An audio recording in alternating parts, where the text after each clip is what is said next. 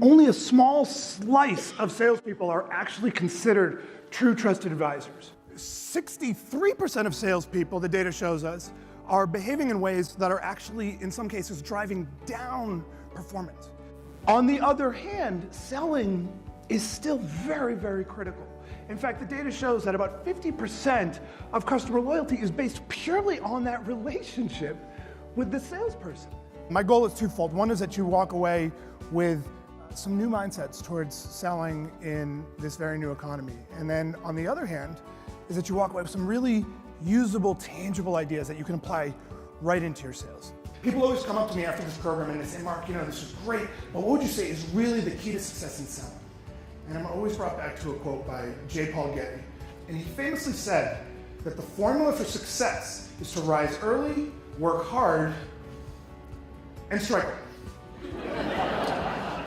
Tongue in cheek, but I actually think it's a really powerful quote when we think about the level of mystification about what leads to success in sales. And then suddenly we connect.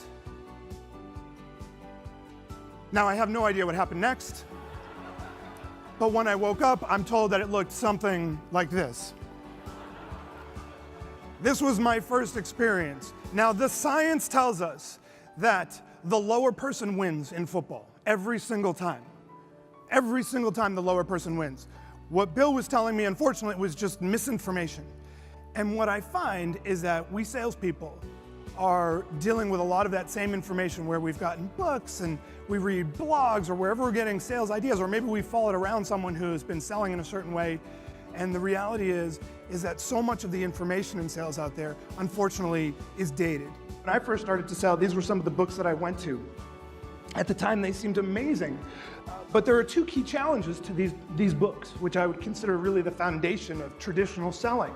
One is that it is essentially all opinion, and there's very little data to support most of the assertions that are in books like this. And the second, which is just as important, which is that the average copyright of these particular books is 1980. And the only reason, by the way, that it is so recent is because one of the books is relatively newer. By show of hands, who would like the ultimate two-step process to making sure that a prospect or customer never wants to hear from you again? The two-step process is simply this. It is to be sure that you come in with lots of enthusiasm when you go in and you meet with that customer. And then secondly, is that you pitch the hell out of them. You talk about all the great features and benefits of your service or your offering or your products and how it's so much better than the competition. The best reps are getting significantly better, and that trend is only accelerating. It's literally hockey sticking. So what are those top reps doing that is allowing them to have such a bigger access to all of the spoils, while the average sales rep is actually declining? Most of us have been taught that we need to persuade, or we need to convince people to do business with us. I would argue that we don't even need to qualify, we need to disqualify people. Because the reality is that at least half of the people that you come across are not going to be a fit for business with you. Rob, let me tell you the top 3 reasons why I think that you absolutely must work with me. We are doing what to that prospect? We are putting what onto them? Pressure. And immediately they're going to feel that pressure and they're going to want to do what? Push back. Hence the traditional idea of objection overcoming. We've all heard this idea of you've got to overcome objections. We don't have to overcome objections. What we want to do is avoid those objections in the first place by asking really good questions to understand what they're looking for, provide a solution that's exactly what they basically said they need, and then say, so, what would you like to do next? If you've done a good job, there are no objections back and forth. There is no arm wrestling. I want you to imagine, please do not say the name of the organization out loud, but just think of one of your absolute worst competitors. I mean, I'm talking about these people, they just do a terrible job. They say they're going to do one thing, they do something else. Service is a disaster. Every industry has this person. Please don't say it out loud. Do you think when the salesperson for that organization gets asked by a prospective customer, why should we do business with you? They're saying, oh, by the way, about our service, not very good. No, of course not. That's ludicrous, right? They're saying we got the best service. not only do we have the best service, but we have the best prices. The data again shows that top performing salespeople are asking about twice as many business-related questions as average performers. Almost twice as many, 10.1 to 6.3. That is a profound slide. Profound, because again, we're not talking about top performers versus people that are failing. We're talking about top performers versus people that are making a living selling. And those top performers, those people that are at the high end of that curve who are crushing it right now, are finding out the big picture questions. Does that make sense? The big picture questions are what makes us money. That's what creates value.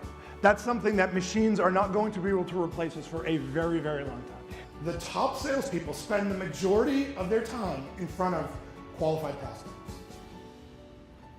And the only way that's possible is that when they come across someone who they determine is not qualified, what do? They move on. Mark, why should I do business with you? You know what, Hal? I really appreciate you asking me that question. And quite frankly, at this point in the conversation, I'm not sure that you should. Would it be okay if I just ask some questions to see if we are in fact a fit? Sure. Sure, right? 100% of the time, he's going to say, of course. Now, what did I just do in that situation? He expected me to put pressure on him. What did I do instead? I took the pressure off, which is, by the way, completely legitimate. I do not know if I am the right fit for him. I don't. I don't know if he has the issues or concerns that I solve. I don't know if he's looking for the particular technology that I might offer. I don't know if he has got money. I don't know anything until I actually know those questions. No buying decision is made purely logically. Buying decisions are always made based on emotion. Do I feel like this person gets me? Do I trust this person? Do I think that they have my best interests at heart? These are not things that you can tell them to do. You can't say, oh, you can trust me. You can't say, oh, we're going to be there for you. Right? You have to convey that through the quality of your conversations. There are going to be dinosaurs in your industry that won't be here. And I don't mean companies, I mean salespeople that won't be here 5 years from now. Not just at this meeting, but in your industry. Don't be that dinosaur. Take action with some of these ideas. There are two categories of people in sales. There are those that talk a big game, and there are those who play a big game. And every single day, it is on us to decide which category we want to be in.